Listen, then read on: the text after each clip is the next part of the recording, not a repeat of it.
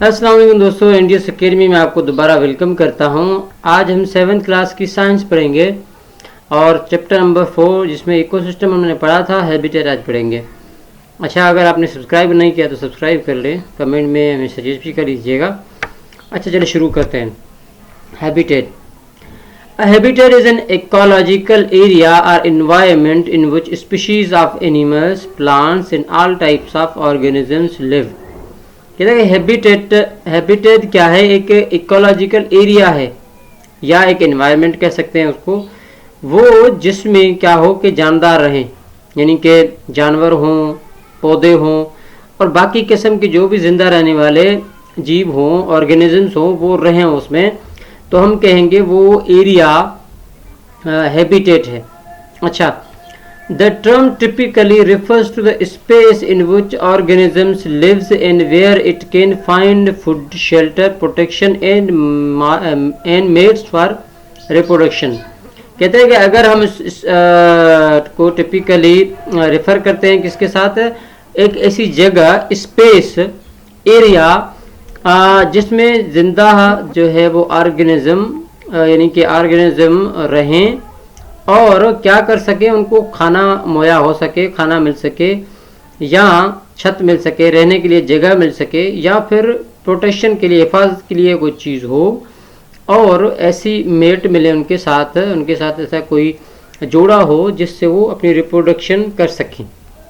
तो ये ऐसी जगह जो भी होगी उसको हम कहेंगे habitat. The habitat is a place of living which provides the organisms all requirement to survive. Habitat एक ऐसी जगह है जो एक जानदार को सभी रहने के लिए, जिंदा रहने के लिए जो चीज़ें ज़रूरत होती है वो मुहैया करती है। Habitat is not necessarily a geographical area. For example, for a parasite the habitat is body of its host where from it gets food and find suitable environment to live in. कहता है कि हम जो है वो habitat को, कोई geographical area भी ज़रूरी नहीं है कि जोग्राफिक एरिया हो, ज़मीन पे कोई जगह हो। ऐसा भी हो सकता है जैसे कि कोई मच्छर वगैरह या जो है वो कोई और जीवड़े वगैरह हैं, उनके लिए तो वो जिस बॉडी में रहते हैं या जहाँ से वो खाना लेते हैं, जहाँ पर रहते हैं, वही उनका हैबिटेट हो गया। तो इसी तरह हो जाएगा। Habitat is made up of physical factors, abiotic such kind of a soil, moisture and air, range of temperature, availability of light throughout the year, and some biological factors, biotic factors like availability of food. कहते हैं कि habitat बना हुआ होता है कुछ factors के, physical factor के साथ, यानी कि जिसमें जैसे कि अबायोटिक में क्या है, मिट्टी आ जाती है, यानी कि गैर जानदार चीज़ें जो हैं वो फैक्टर वो हैं जिसमें मिट्टी है, मॉइस्चर है हवा में, और टेम्परेचर की यानी कि रेंज है, कितनी टेम्परेचर होना हो जो है, उसके बाद लाइट पूरे साल के लिए, और कुछ बायोलॉजिकल यानी कि बायोटिक फैक्टर्स भी हैं जिसमें खाने का होना भी जो है वो किसमें शामिल होता है, उस फैक्टर्स में जो बनाते हैं एक जगह को हैबिटेट। अब कहता है कि काइंड्स ऑफ हैबिटेट कौन कौन से हैं। काइंड्स ऑफ हैबिटेट में दो हैं। कौन कौन से हैं? एक aquatic and terrestrial habitat. Aquatic and terrestrial habitat. Aquatic habitat कौन से हैं? The living organism which live in aquatic environment surrounding by water.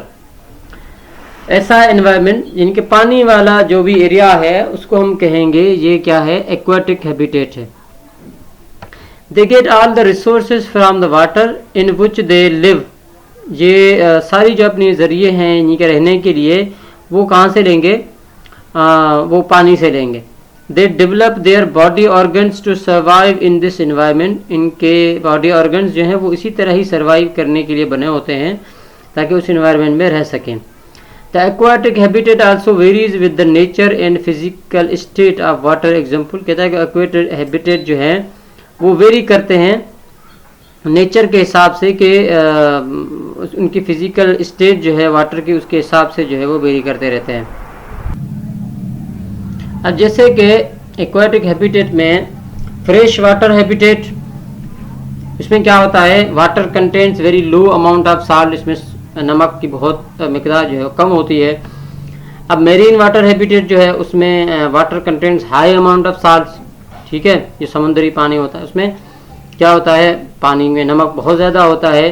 फिर एस्चुरिन वाटर हैबिटेट जो होता है area where rivers meet with the sea, वो जहाँ पर यानी कि समुद्र जो है वो नहरों के नहर के पानी से, नहर जो है वो समुद्र के पानी से जाके मिलती है।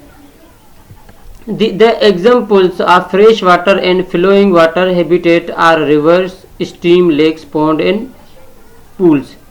कहता है जो साफ पानी है या जो फ्लोइंग वाटर है हैबिटेट, वो उनमें क्या आते हैं, रिवर्स आती हैं, स्ट्रीम्स आती हैं, लेक्स आती हैं, पॉन्ड्स एंड पूल्स।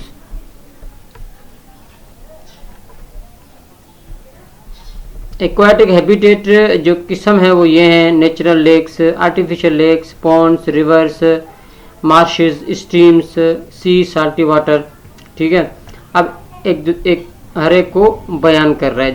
जैसे देखें रिवर्स एंड स्ट्रीम्स किसे कहते हैं, ये जो स्ट्रीम और ये रिवर्स है इसको कह रहा है rivers and streams refer to system with rapid flowing waters that move in a unidirectional way. For several species, rivers and streams are safe places to live.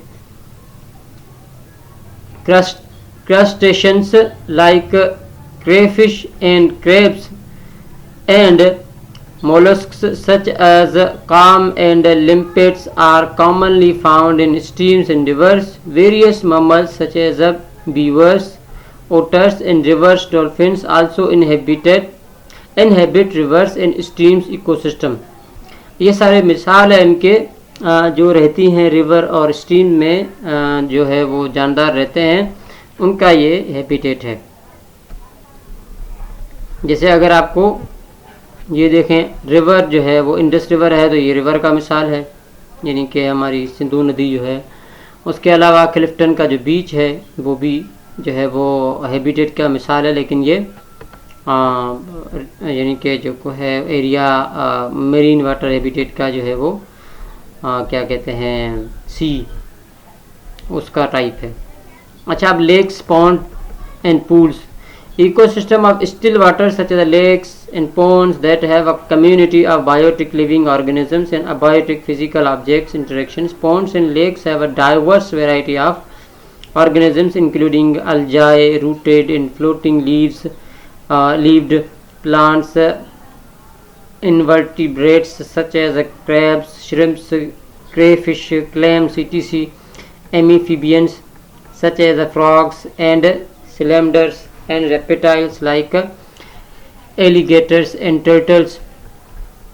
ये सारी वो लेक और पॉन्ड में, तालाब यानी कि तालाब में और जो है वो छोटी लेक्स में हमें मिलेगा, जो है वो ये बायोटिक है एक्वाटिक में, और इसमें जो है वो ये सारे जानदार मिलेंगे। फिर टेरेस्ट्रियल हैबिटेट है। अच्छा, organisms living on a land obtain their resources from soil, land and air. Factors which influence life on a land are light, temperature, rain, availability of water, etc. Following are the main types of terrestrial habitat। कहता है कि organism जो है वो यहाँ ज़मीन पर रहते हैं, जिनको चाहिए होती है सॉइल, लैंड और हवा चाहिए होती है। उनके कुछ जो है वो फैक्टर्स हैं जो इन्फ्लुएंस करते हैं, उसमें लाइट है, टेम्परेचर है, रेन है और पानी का मुहैया होना। और ये नीचे जो है वो इनके टेरेस्ट्रियल हैबिटेट के हैं। फॉरेस्ट है, ग्रासलैंड है, डिजर्ट है और टुंड्रा है। अच्छा, फॉरेस्ट क्या है? फॉरेस्ट आपको पता है जंगल है। जंगल कहता है कि रेनफॉल इज़ हाई, इसमें रेनफॉल हाई होती है 250 से 450 मिलीमीटर जो है वो एनुअली, और इसमें हर्ब्स, शर्ब्स, प्लांट्स, सीडिंग्स वगैरह सारी जो है वो रहते हैं। ग्रासलैंड ऐसा एरिया जहाँ पर घास वगैरह हो, दरख्त हों, और जो है वो इसमें रेनफॉल होती है लेकिन कम होती है फॉरेस्ट से। और डिवाइडेड इनटू, ग्रासलैंड को दो और मज़ीद टापुओं में जो है वो डिवाइड किया गया है, टेम्परेचरल ग्रासलैंड और ट्रॉपिकल ग्रासलैंड।